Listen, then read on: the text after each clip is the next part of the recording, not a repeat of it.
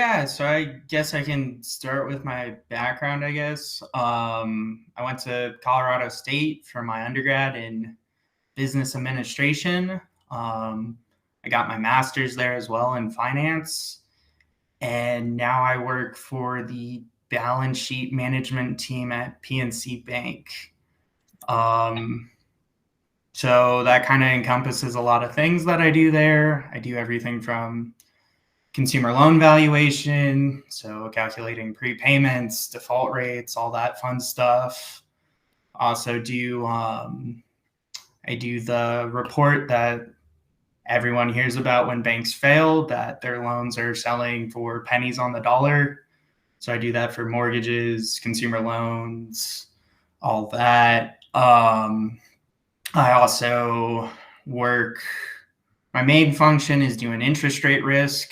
So running different scenarios on PNC's balance sheet and calculating, how much money they're making, if interest rates go up or down.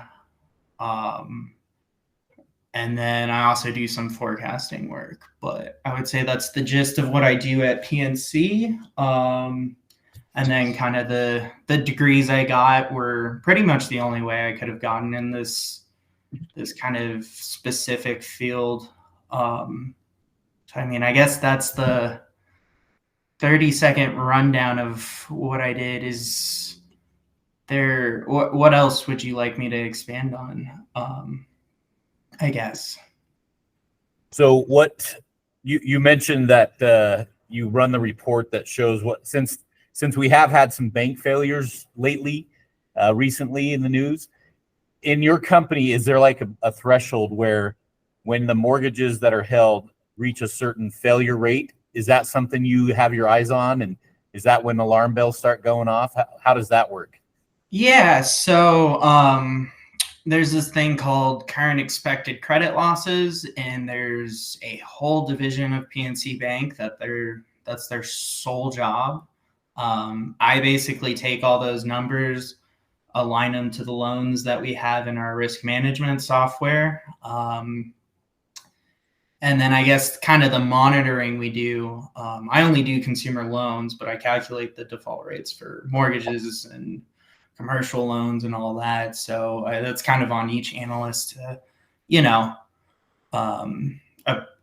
calculate, and then we appropriate that up or aggregate that up into this valuation meeting where we calculate, hey, our loans are worth $100 million less, or they're worth $1 billion less, or that. So that's kind of how we keep a pulse on, the market value of the loans, and, if the default rates are starting to get a little large. We also calculate. What would be large, Ben? Are we talking like 5%, 10%? What would you consider large? What would I consider default rates? Yeah, probably. I mean, 10% would be really large. We kind of more look at it like the valuation team looks on it more at a market value level. So how much are these loans priced at less? The current expected credit loss team, they more do the monitoring on the individual loan portfolios, and that kind of boils up in another meeting. But yeah, I mean, it's hard to say like a generic default rate for everything, because like credit cards have a lot higher default rates than your auto loan, right? And right. But I can actually. So if there's somebody in the audience, the class here, that is considering business school, what would be your pitch to them to say, yes, you should do it? Make a lot of money working in banking. I think that's the easiest pitch to most people. I think the other part that's really interesting about my work or my line of work is you're never doing the same kind of thing. You have a monthly production cycle. You have a quarterly production cycle, and then you have all the ad hoc reporting that goes along with it. So you're always trying to make things better. But for perspective, credit card default rates are like 3.5%, or we're forecasting them at like 3.5%. Auto's at like 1. Direct auto is at like 6. And then our mortgages, we break out a lot of ways, because there's home equity lines of credit, there's conforming mortgages, there's jumbo mortgages, but we have those mortgage rates defaulting at 0.5% to 1%. So probably like 5% people would be very, very concerned. And I think that's what they say in The Big Short too. They're like, loans are defaulting at 5%, and that's when they're all super worried. You can grab them. Okay, what questions do you guys have for Ben? He did go to CSU, he works in finance, which we've been talking about. What questions do you guys have that you would like to ask him? Yes, Sam. Yeah. What was the most helpful class at CSU that you took?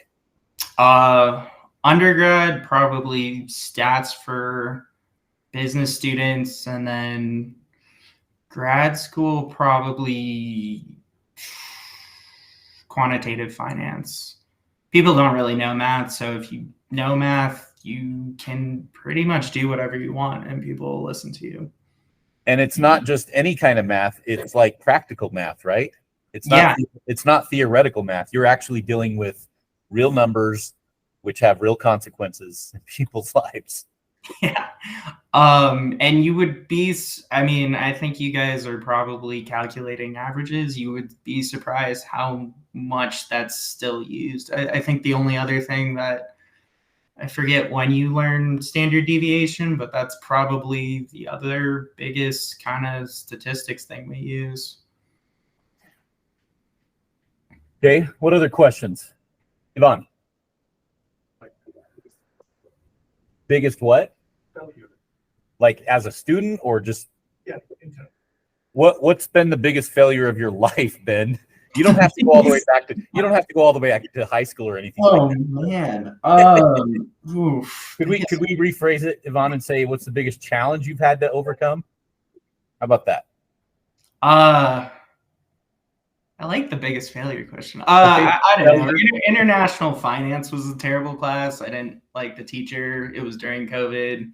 If COVID didn't happen, probably would have gotten pretty close to failing that class. But it went to COVID, and I think, as every student knows, COVID classes were pretty easy. Biggest failure outside of that is probably applied to a bunch of grad schools. CSU wasn't my top choice, but that's the one that gave me the most scholarship and was the right fit.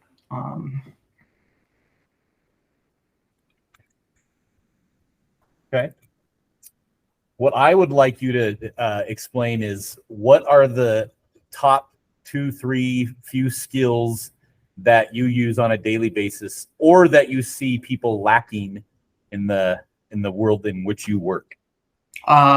Yeah, so I would say math. People are really, really bad at math. You can get promoted, get raises, get much better jobs if you're just good at general math.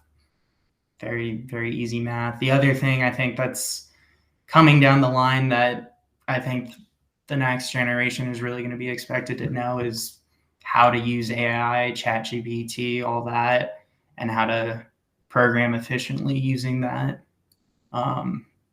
Most people can't program at my bank, but we're dealing with millions and millions of records, so you kind of have to know how to program to get anything done. So probably math and programming are the big things, and then AI. How much do you work on your own versus with other people? I'd say 80% of my work is done on my own. I kind of have meetings to review it, present results, And that's probably the other 20%. And how important do you think proofreading is? Proofreading is the most important thing.